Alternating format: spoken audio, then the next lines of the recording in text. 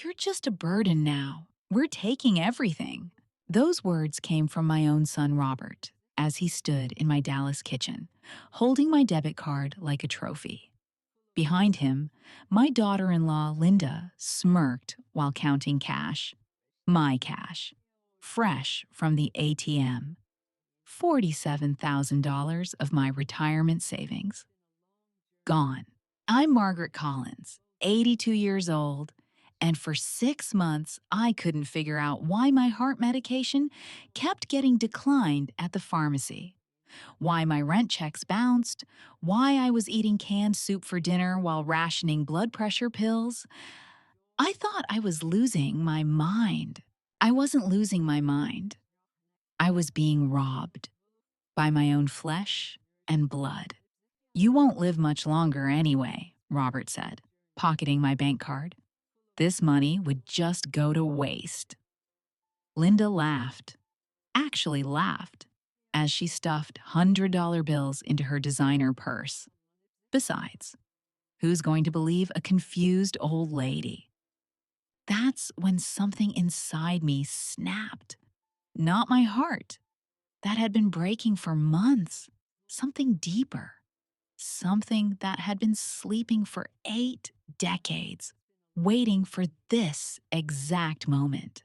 They thought they were stealing from a helpless old woman. They had no idea they just woke up a former accountant who knew every financial law in Texas, every protection for seniors, and exactly how to make them pay. By the time I was done with them, they'd wish they'd never learned my bank PIN. You want to know the sick truth? I taught him how to steal from me. For 47 years, I was Margaret Collins, CPA at Henderson and Associates in Dallas. I caught white-collar criminals for a living. Embezzlement, fraud, money laundering. I'd seen it all. I was the one they called when million-dollar accounts went missing.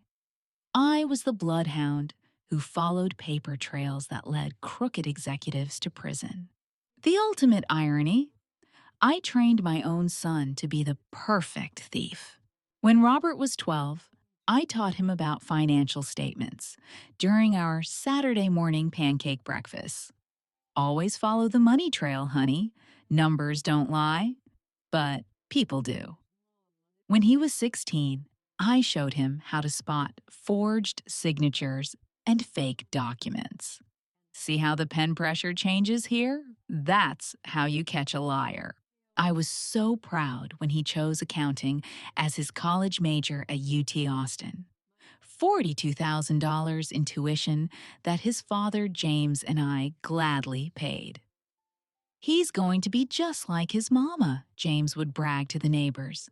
Sharp as a tack with numbers. But Robert wasn't like me. He was learning my skills for all the wrong reasons. The first red flag should have been his first job. Fired after 6 months for irregularities in petty cash. Then the second job. Personality conflict with management, he said. Then the third. By his fourth firing, I realized my son wasn't bad at accounting. He was too good at it. He knew exactly how to steal without getting caught, because I'd taught him how. After James died 3 years ago, Robert started visiting more often. Just checking on you, Mom. He'd bring flowers, help with yard work, and insist on organizing my finances. Like a fool, I was grateful. My grief made me stupid. My loneliness made me vulnerable. Mom, what if something happens to you? What if you have a stroke and can't access your accounts? He sounded so concerned, so loving. Let me add my name to your bank account, just for emergencies. Emergency number 1. Linda needed a new car, $5,000. Emergency number 2. Their daughter's college application fees, $3,000. Emergency number 3. Home renovations, $8,000. Each time, Robert would show me official-looking paperwork. See, Mom, it's all documented. I'm keeping perfect records, just like you taught me. The documents looked legitimate because they were legitimate. Robert knew exactly how to create a paper trail that made theft look like family loans. But here's what really made me sick. I found their vacation photos on Facebook.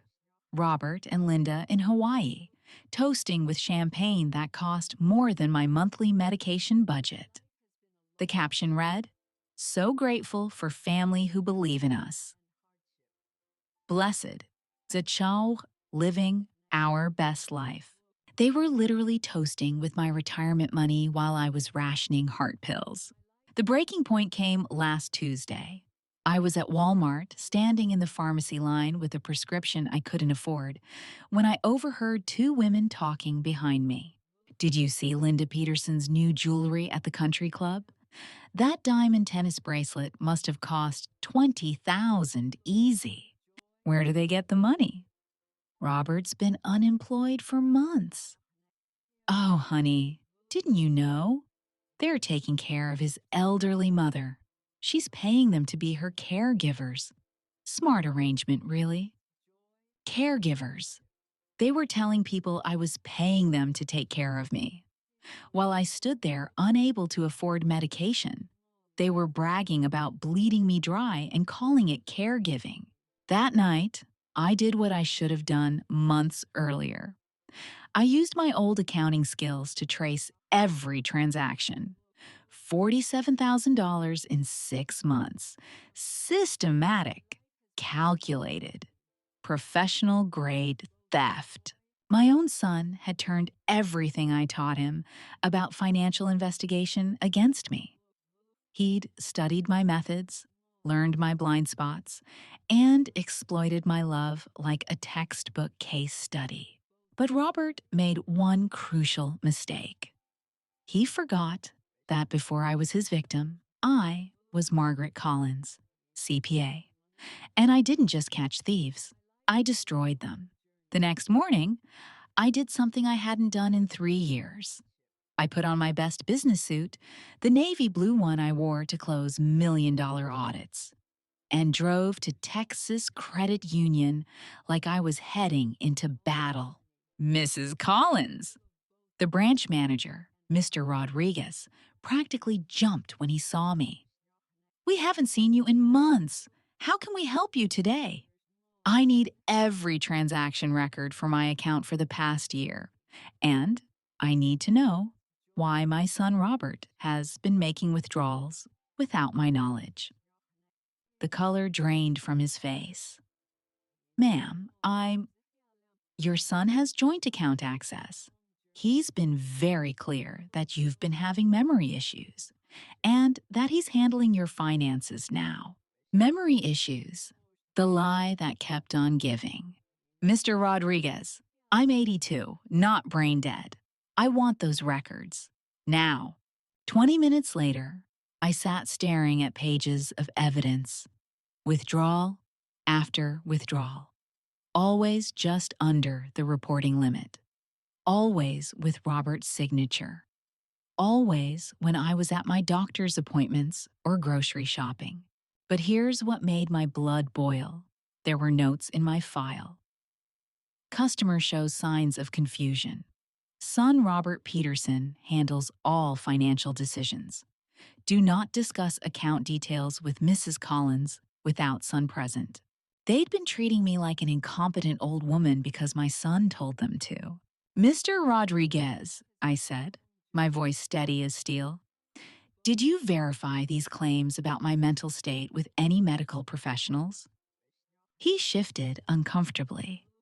"Well, no, but Mr. Peterson seemed very concerned about your welfare and you took the word of a man I now know has been systematically stealing from me." The silence in that office was deafening. That afternoon, I made my first move. I called my old law firm's office and asked for a referral.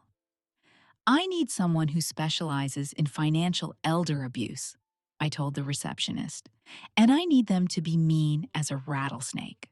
2 hours later, I was sitting across from Carlos Alvarez, the kind of lawyer who ate white-collar criminals for breakfast and picked his teeth with their bones. "Mrs. Collins," he said, after reviewing my bank records, "this is one of the most systematic cases of financial exploitation I've seen. Your son didn't just steal from you, he orchestrated a complete character assassination to cover his tracks. What are my options? We file criminal charges for theft and financial abuse of an elderly person. In Texas, that's a felony that carries serious prison time. We also file civil suits to recover every penny, plus damages." He leaned forward. "But I have to warn you, this will destroy your relationship with your son forever." I thought about Robert's smirk as he counted my money. I thought about Linda's laughter.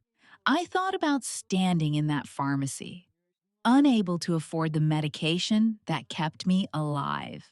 "Mr. Alvarez," I said, "that relationship was destroyed the moment he decided I was more valuable as a bank account than as his mother.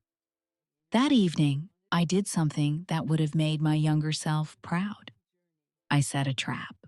I called Robert, my voice shaking just enough to sound fragile.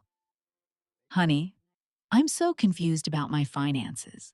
Could you come over tomorrow and help me understand where all my money went?" "Of course, Mom," he said, and I could hear the relief in his voice. "Don't worry about it. These things happen when you get older." The next day, Robert arrived with Linda and a briefcase full of fake paperwork. They'd prepared for this conversation. They had explanations, justifications, and even more lies about my supposed mental decline. "Mom, you've been very confused lately," Robert said, settling into Dad's old recliner like he owned the place. "Remember last week when you called me crying about losing your purse? We found it in your refrigerator." I'd never called him about a lost purse. I'd never put anything in my refrigerator except food. But they needed these stories to justify their theft. "And the time you got lost driving to the grocery store?" Linda added. "We're worried about you, Margaret. Maybe it's time to consider assisted living." Assisted living, where they could take my house too. But here's what they didn't know. I was recording every word. The pen in my shirt pocket had a tiny camera and microphone that Mr. Alvarez had given me. Every lie, every manipulation, every false claim about my mental state was being captured in high definition. "I just don't understand where $47,000 could go," I said, playing the confused old lady perfectly. Robert and Linda exchanged a look. "Mom, you've been making a lot of unusual purchases. Expensive gifts for people, donations to charities you don't remember. Your mind isn't what it used to be. More lies, more fabricated stories, more evidence for my attorney." The meeting lasted 2 hours. By the end, they'd painted a picture of a delusional old woman who couldn't be trusted with money. They'd positioned themselves as loving caregivers, protecting me from my own confusion. When they left, I sat in my kitchen and smiled for the first time in months. Tomorrow, they'd learn that the confused old lady they'd been robbing was about to become their worst nightmare. 3 days later, the trap was set perfectly. I called Robert again, this time with panic in my voice. "Honey, something terrible has happened. I think someone has been stealing from me. There are people at the bank asking questions about my account. They say there might be fraud." The silence on the other end lasted so long, I thought he'd hung up. "Mom, slow down. What people? What questions?" "They showed me papers, Robert. Papers with your name on them. They're saying you took money without permission. But I told them that was impossible. I told them my son would never." I let my voice break, playing the devastated mother perfectly. I'll be right over. This time, Robert came alone. And this time, he came desperate. Mom, listen to me very carefully, he said, gripping my shoulders. If anyone asks, you gave me permission for every withdrawal. You asked me to handle your money because you were confused. Do you understand? But Robert, I don't remember. It doesn't matter what you remember. The mask was slipping. Your memory isn't reliable anymore. That's why you needed my help in the first place. I stared at my son, this stranger who looked like the baby I'd nursed, the boy I'd taught to ride a bike, the young man I'd sent to college with such pride. Are you asking me to lie for you? I'm asking you to trust me, like you always have. But then came the threat that sealed his fate. Mom, if you don't back me up on this, if you let them convince you that I did something wrong, they're going to say you're incompetent. They'll put you in a nursing home. Is that what you want? To spend your last years drooling in some state facility? The recording device in my pocket captured every word. And if that happens, he continued, if they declare you mentally unfit, guess who gets power of attorney over everything you own? It won't be you anymore, Mom. It'll be the state. They'll sell this house, liquidate everything, and you'll die broke and alone. Robert leaned closer, his voice dropping to a whisper. But if you just sign a few papers saying you gave me permission, this all goes away. We can say you were confused, but now you remember. Simple. He pulled out a document from his briefcase. This statement says you authorized all withdrawals and that any claims of theft are due to your memory issues. Sign it, and everything goes back to normal. I looked at the paper with trembling hands. It was a masterpiece of legal manipulation. If I signed it, I'd be admitting to mental incompetence while absolving Robert of any wrongdoing. I'd be destroying myself to save him. What if I don't sign it? Robert's face went cold. Then I guess we'll find out just how far your memory problems have progressed. Did you know that Linda's cousin works at Dallas County Adult Protective Services? She's very concerned about elderly people who make false accusations against their family members. Sometimes it's a sign of dementia or paranoid delusions. The threat was crystal clear. If I didn't sign his fake confession, they'd use the system against me. They'd paint me as a paranoid old woman whose accusations were symptoms of mental illness. I need time to think about this, I whispered. You have until tomorrow morning, Mom. After that, I can't protect you anymore. After he left, I sat in my kitchen shaking, not from fear, but from rage. My own son had just threatened to have me declared mentally incompetent and institutionalized if I didn't confess to being crazy. But Robert had made a fatal mistake. In his desperation to control the narrative, he'd revealed his entire plan on tape.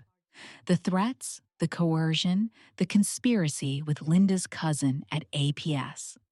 All of it captured in perfect digital clarity. That evening, I called Mr. Alvarez and played him the recording. Mrs. Collins, he said when it finished, your son just committed 3 felonies in under 10 minutes. Extortion, elder abuse, and conspiracy to file false reports with a government agency.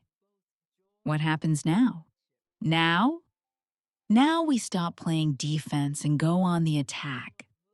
Tomorrow morning, before Robert expects your answer, we're going to serve him with criminal charges and civil suits. And we're going to do it in the most public way possible. How public? Mr. Alvarez smiled like a shark who'd just smelled blood in the water. How do you feel about a press conference, Mrs. Collins? The press conference was scheduled for 10 a.m. at the Dallas County Courthouse. Robert thought he was meeting me there to watch me sign his fake confession.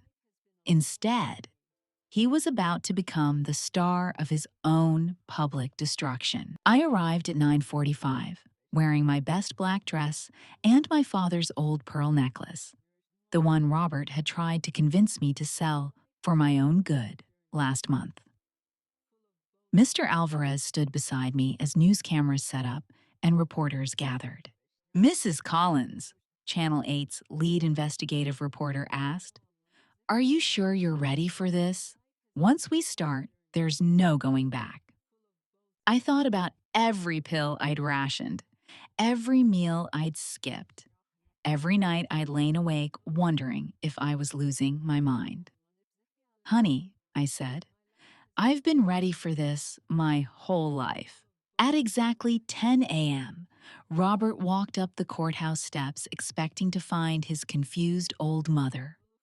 Instead, he found a wall of cameras and microphones pointed directly at him. "Robert Peterson?" Mr. Alvarez called out.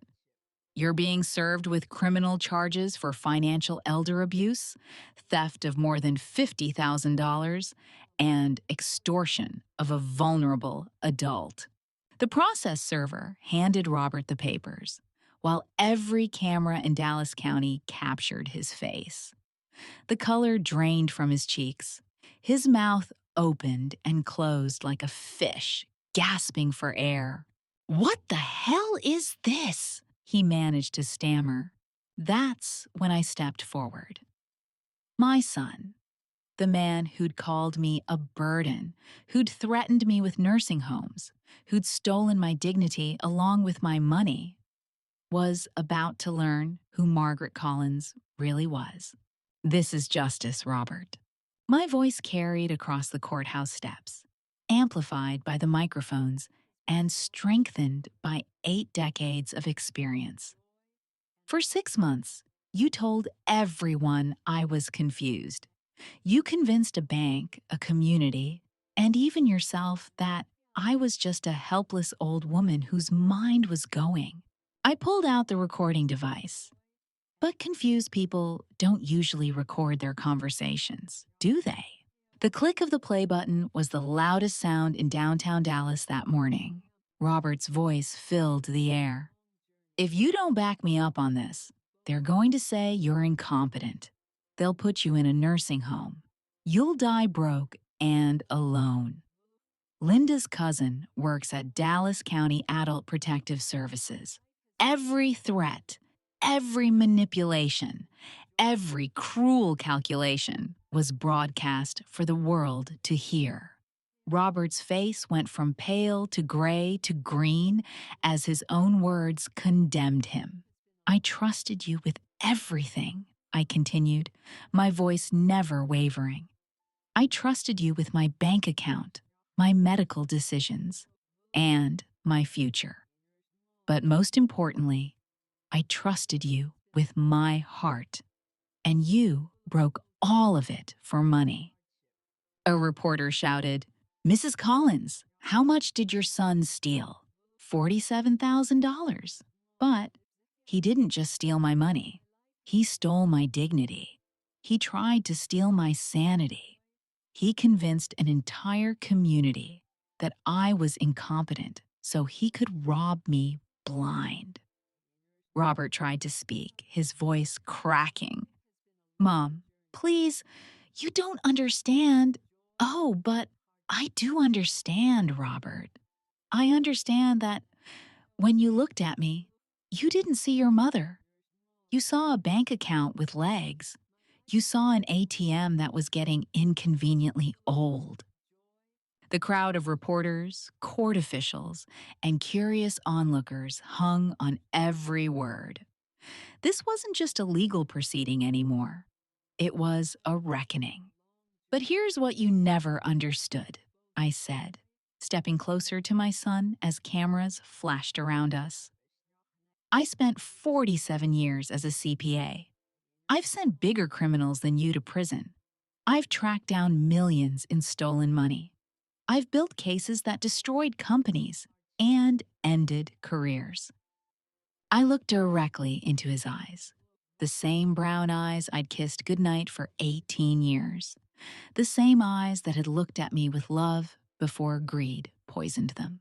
You thought you were stealing from a confused old lady, but you were stealing from Margaret Collins. And Margaret Collins doesn't just catch thieves, son. I turned to face the cameras, my voice carrying all the authority of every criminal I'd ever brought to justice. She destroys them. The aftermath of the press conference was swift and brutal. By noon, the video had been picked up by every major news outlet in Texas. Elderly mother exposes son's theft in devastating press conference was trending on social media. The recording of Robert's threats was being played on talk radio across the state. My son had become the face of everything people hated about elder abuse. But the real devastation was just beginning. That afternoon, Linda's cousin at Adult Protective Services received a very unpleasant phone call from her supervisor.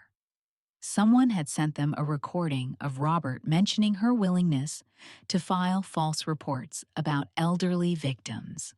Her resignation was on the supervisor's desk within an hour. Linda herself was at work when her boss called her into his office.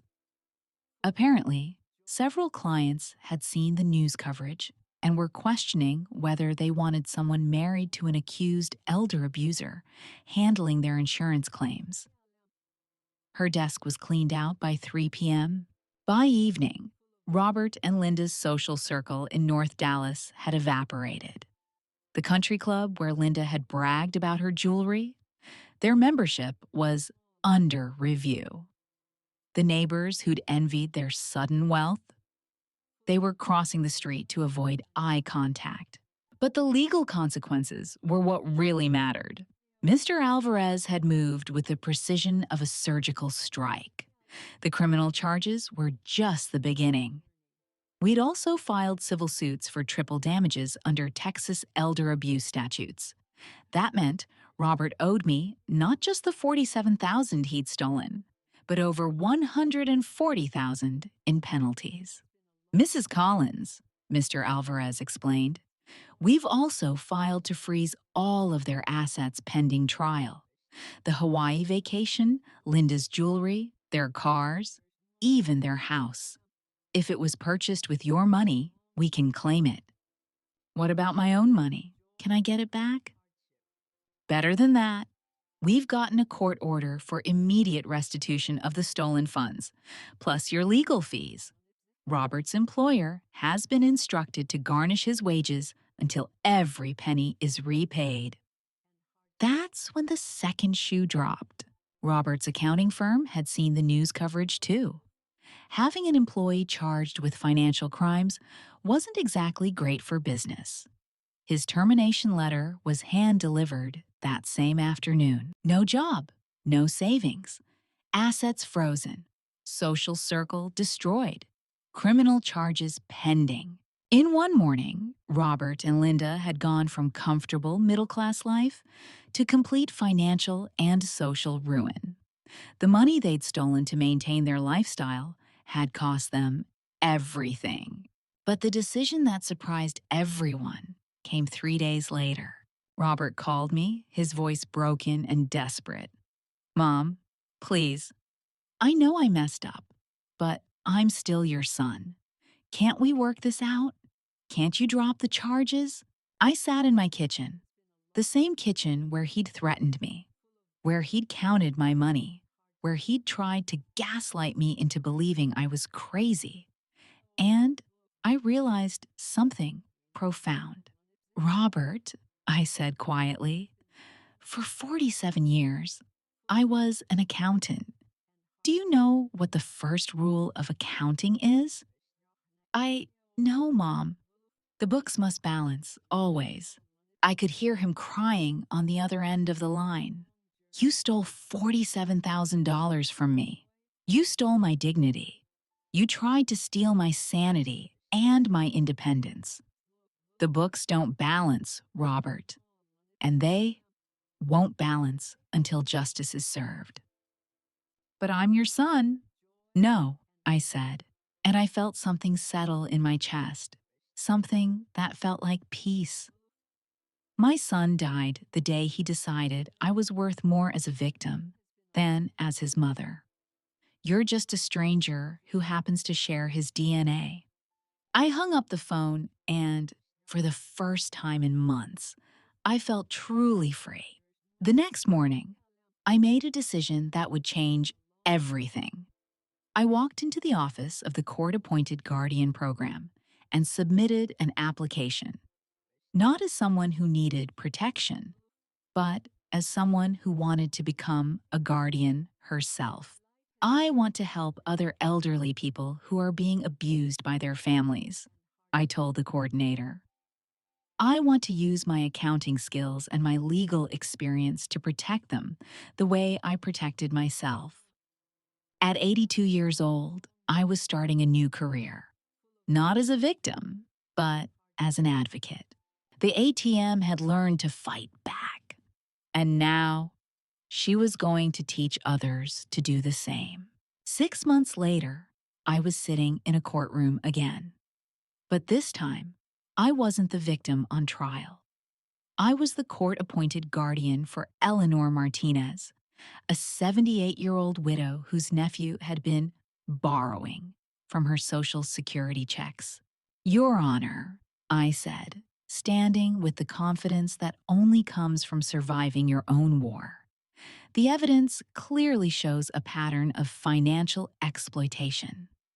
Mr. Martinez has withdrawn over $12,000 from his aunt's account without permission, using the same tactics we've seen in numerous elder abuse cases. The nephew shifted uncomfortably in his chair. His lawyer had probably told him this would be easy, just another confused old lady making accusations. They hadn't expected Margaret Collins. Mrs. Collins, the judge said, you've documented this case thoroughly. What's your recommendation? Full restitution, immediate removal from all financial accounts, and a 5-year restraining order. Mrs. Martinez deserves to live her remaining years without fear of being robbed by her own family. It was my 15th case in 6 months. The court system had initially been skeptical of an 82-year-old volunteer guardian, but my success rate spoke for itself. When you've spent 47 years catching financial criminals and you've survived being victimized yourself, you develop an instinct for these cases. After court, Eleanor grabbed my hand, with tears in her eyes. Mrs. Collins, how can I ever thank you? By living your life on your own terms, I told her, and by never letting anyone convince you that you're too old to fight back. My new career had given me something I hadn't expected: purpose. Every case reminded me why I'd survived my own ordeal. It wasn't just to get justice for myself. It was to prevent other families from being destroyed by greed. The irony wasn't lost on me. Robert had tried to steal my independence, and instead, he'd given me the most meaningful work of my life. My phone buzzed with a text from Mr. Alvarez. Margaret, got another referral for you. 90-year-old man in Richardson. His daughter's been stealing his VA benefits. Interested? I typed back, send me the details. That evening, I was organizing case files in what used to be Robert's old bedroom when my neighbor, Mrs. Patterson, knocked on my door. Margaret, I hope you don't mind me asking, but how do you do it? How do you stay so strong after everything that happened? I invited her in for coffee and thought about her question. 6 months ago, I would have been embarrassed to have neighbors know about my family's problems. Now, I realized my story was my strength. Helen, I said, for months I let Robert convince me that I was the problem, that I was confused, helpless, a burden. But the truth is, I was never any of those things. I was just a woman who trusted the wrong person. But how did you find the courage to fight back? I didn't find it. I remembered it. I'd spent my whole career fighting financial criminals. The only difference was that this time, the criminal was my son. Helen was quiet for a moment. Then, Margaret, I need to tell you something. My own daughter has been pressuring me to add her name to my bank account. She says it's just for emergencies, but you're not comfortable with it? No. She's had money problems lately, and I'm scared she might, you know. I reached across the table and took her hand. Helen, what's your gut telling you? That I should say no, but she's my daughter. So was Robert, and that's exactly what he counted on. We talked for another hour. By the time Helen left, she'd decided to keep her financial independence and to call me if her daughter pressured her again. Walking her to the door, I realized something profound. Robert's betrayal hadn't just destroyed our relationship, it had freed me to become who I was always meant to be. Not just a mother, not just a wife, not just a victim, but Margaret Collins, protector of the vulnerable, defender of the defenseless. At 82, I'd finally found my true calling. And I was just getting started. 1 year after the press conference that changed everything, I was standing in my kitchen making coffee when the phone rang. It was a number I didn't recognize. But these days, I answered every call. It might be another elderly person who needed help. Mrs. Collins, this is Janet Rodriguez from Channel 8 News. We're doing a follow-up story on your case. Would you be willing to do an interview? Of course, I said. I'd learned that telling my story helped other people find the courage to tell theirs. Later that afternoon, Janet arrived with her camera crew. As we sat in my living room, the same room where Robert had once threatened me, she asked the question everyone wanted answered. Mrs. Collins, it's been a year since you exposed your son's theft. How has your life changed? I looked around my house. Robert's photos had been replaced with certificates of appreciation from the courts, thank you letters from the families I'd helped, and pictures of me with other guardians and advocates. The house felt lighter somehow, as if a dark cloud had finally lifted. Janet, for the first time in my life, I'm living for myself. Not for my husband, not for my son, not for anyone else's expectations. Just for me. Tell us about your work as a guardian. I've been appointed to 23 cases now. Everything from financial abuse to medical neglect. Last month, I helped expose a nursing home that was overcharging residents for medications. The month before, I caught a home health aide who was stealing prescription drugs from her elderly clients. What's the most rewarding part? I thought about Eleanor Martinez, who now volunteers at a senior center.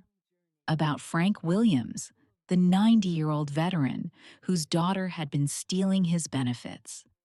He'd started a support group for other abused veterans. About Helen Patterson, my neighbor, who not only refused her daughter's financial demands, but had become one of my closest friends and allies. It's watching people rediscover their strength. Society tells us that getting older means becoming weaker, more vulnerable, more dependent. But that's not true. Age brings wisdom, experience, and the freedom to stop caring what people think about your choices. And what about Robert? Have you had any contact with him since the trial? The trial. Robert had pled guilty to avoid prison time, but he'd still been sentenced to 5 years probation, community service, and full restitution. The criminal record would follow him forever. Linda had filed for divorce before the ink was dry on the plea agreement. No contact at all, and I don't expect there to be any. Do you ever miss having him in your life? It was a question I'd asked myself many times. I miss the son I thought I had, but that person was never real. The Robert I raised, the one I loved and sacrificed for, he was a fantasy. The real Robert was always the person who could look his own mother in the eye and steal her dignity along with her money. That must be incredibly painful. It was. But you know what's more painful? Living as a victim. Accepting abuse because you're afraid of being alone.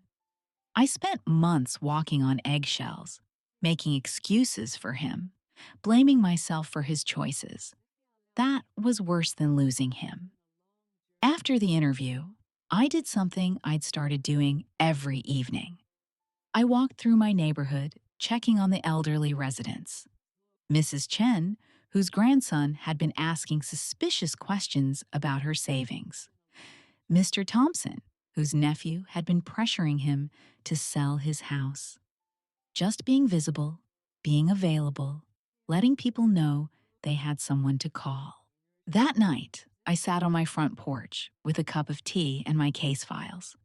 My phone rang again, another referral from Adult Protective Services.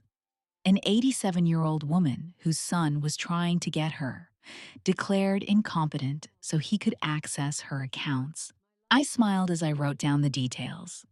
Tomorrow, I'd drive across town to meet another victim who didn't know yet that she could become a survivor.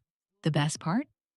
I wasn't doing this because I had to, or because someone expected me to, or because it was my duty as a mother or wife or daughter.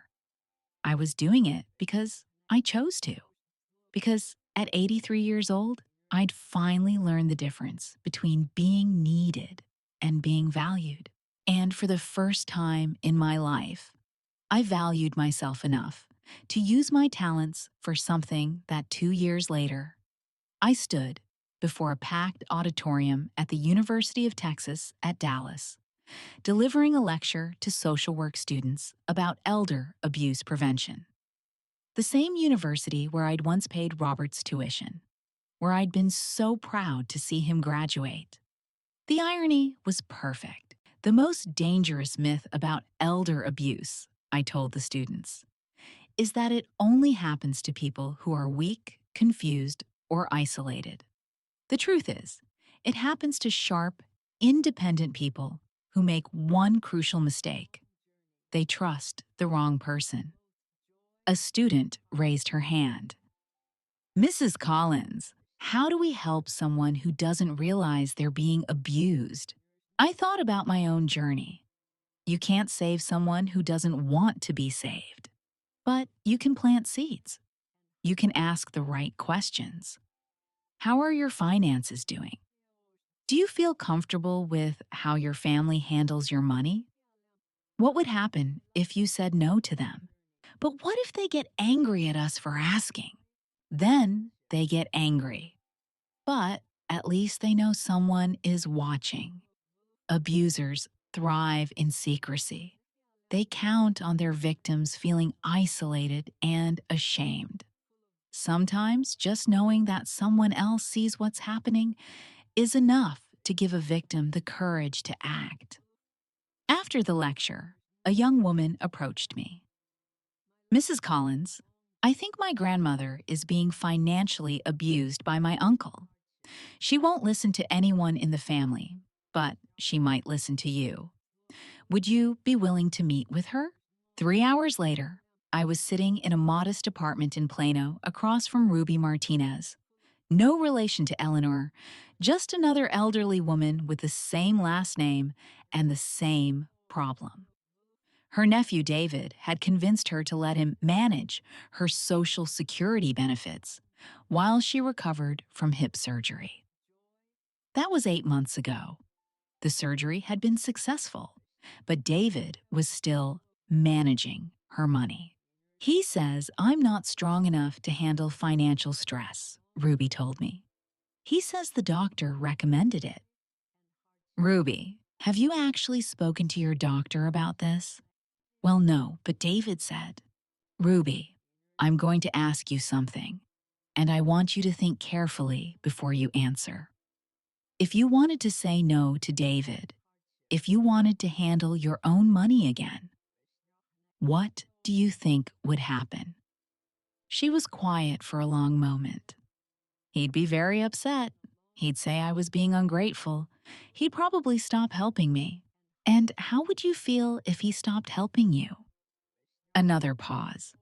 Scared, but also maybe a little relieved? That's when I knew we had a chance. It took 6 weeks to untangle David's management of Ruby's finances. Turned out he'd been skimming 20% of her Social Security checks and billing her for administrative fees that didn't exist. Sound familiar? But the most rewarding moment came when Ruby called me after she'd confronted David herself. Margaret, you'll never guess what happened. When I told David I was taking back control of my money, he got so angry. He started screaming at me, called me ungrateful, said I was making a huge mistake, threatened to never speak to me again. How did that make you feel? Like I was seeing him clearly for the first time. And you know what I told him? I said, David, if stealing from me is the only reason you visit, then don't let the door hit you on the way out. I laughed out loud. Ruby, how did it feel to say that? Like I got my backbone back. That evening, I reflected on my journey from victim to advocate. In helping others reclaim their power, I discovered my own. Every case reminded me that strength isn't about never falling down. It's about choosing to get back up. The woman who'd once stood in her kitchen watching her son count stolen money was gone. In her place stood someone I was still getting to know. Margaret Collins, the woman who'd learned that it's never too late to choose yourself. My phone buzzed with a text from Mr. Alvarez. Margaret, just got a call from 60 Minutes. They want to do a segment on your guardian work. Interested?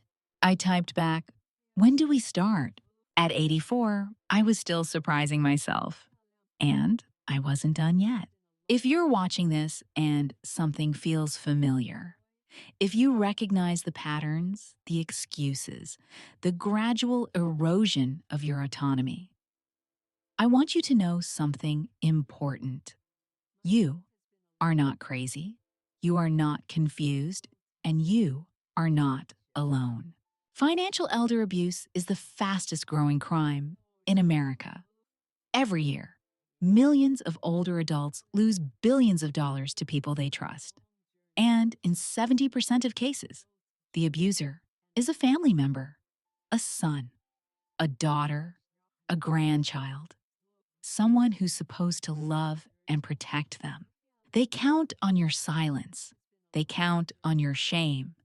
They count on you believing that family loyalty means accepting abuse. But here's what I learned at 82 years old. Love without respect isn't love. It's manipulation. If someone in your family is pressuring you to sign papers you don't understand, if they're managing your money without your consent, if they're telling others you're confused while treating you like an ATM, that's not care. That's theft. And if you're a younger person watching this, thinking about an elderly parent or grandparent in your life, I want you to ask yourself, are you visiting them because you love them or because you need something from them? Because trust me, they can tell the difference. Even when they don't say anything, they know. I spent 47 years as a CPA catching financial criminals, but I never imagined I'd have to use those skills against my own son. I never imagined that the boy I raised, the child I sacrificed everything for, would see me as nothing more than a bank account with legs. But you know what I also never imagined? That losing everything would give me everything I actually needed. I'm 84 years old, and I've never been more powerful. I've never been more purposeful. I've never been more myself. Because for the first time in my life, I'm living according to my own values, not someone else's expectations. Every case I take reminds me that dignity isn't something people give you. It's something you claim for yourself. Respect isn't something you earn by being useful to others. It's something you demand by refusing to accept anything less. To every older person watching this, you have more power than you think. Your experience is valuable. Your wisdom matters. Your voice counts. Don't let anyone convince you otherwise, especially not the people who are supposed to love you most. To every adult child watching this, your parents gave you life, but they don't owe you their life savings. Their retirement isn't your inheritance. Their vulnerability isn't your opportunity. If you can't love them without taking from them, then examine what kind of person you've become.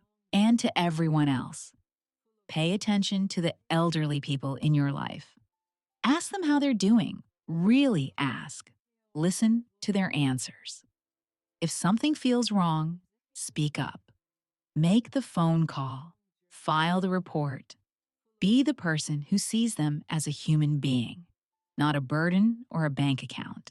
Because here's what I know after 2 years of fighting elder abuse.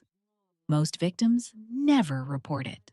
They're too ashamed, too scared, too isolated. They suffer in silence while their own families destroy them slowly, systematically, professionally. But every once in a while, one of them fights back. They remember who they used to be before they became a victim. They remember their strength, their worth, their right to be treated with dignity.